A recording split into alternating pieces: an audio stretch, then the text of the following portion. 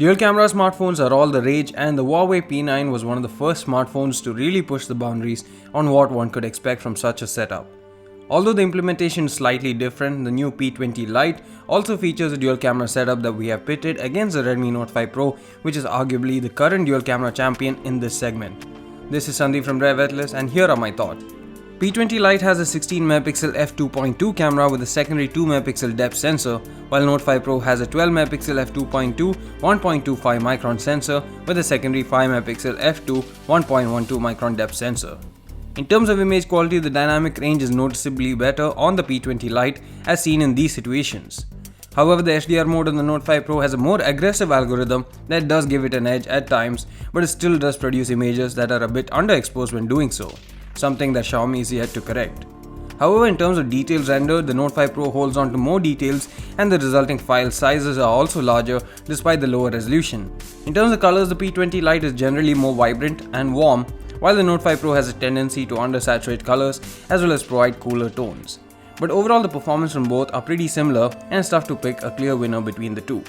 In terms of low-light photography too, the results are quite similar, but the P20 Lite holds on to more detail here, albeit at the cost of more noise. The Redmi Note 5 Pro images have lesser noise, but the processing washes away some of the details. The P20 has better sharpness in both highlights and shadows, but the colors are rendered more accurately on the Note 5 Pro, while it's a bit washed out on the P20 Lite. Quite the reverse of what we got during daytime samples. The HDR mode on the P20 Lite helps a lot in low-light situations, and you get much better results than without the HDR mode.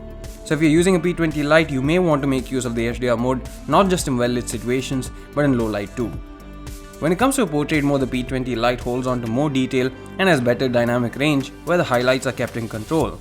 However, the Note 5 Pro zooms in a bit and that gives it a more forced perspective, which elevates the shallow depth of field effect.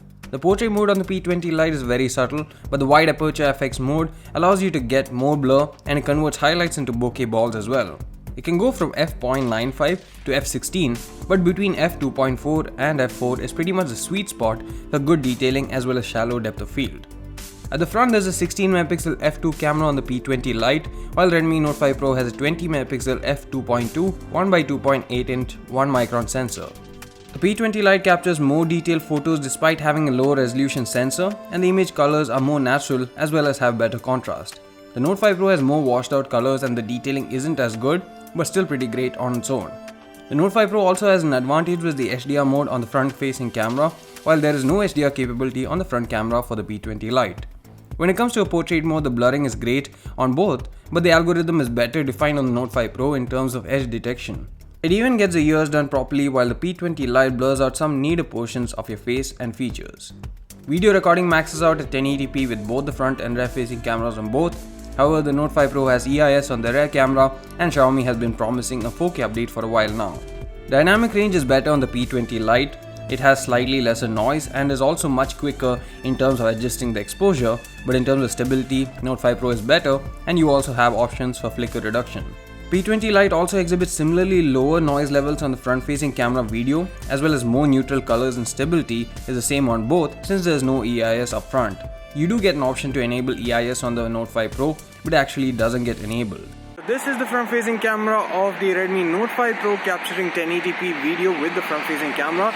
Let me know what you guys think about the sharpness, the detailing, the contrast, how well it's picking up my voice, the dynamic range, etc. And we're doing it at night and we're actually over a bridge in the middle of a busy highway that connects both sides of the road, both sides of the highway, and this will probably help us get a better understanding of how it performs in low light as well. You know, in daylight conditions, both of these would perform pretty well, but in low light, things could change up a bit, so this would give a better understanding of what you can expect. So this is the front-facing camera on the P20 Lite capturing full HD video.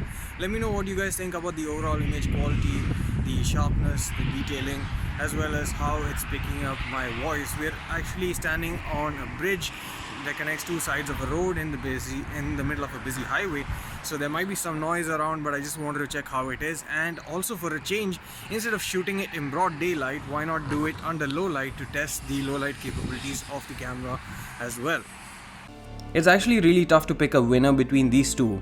If you're someone who vlogs or makes a lot of videos, then the Redmi Note 5 Pro is a clear winner with EIS and possibility of 4K in the future.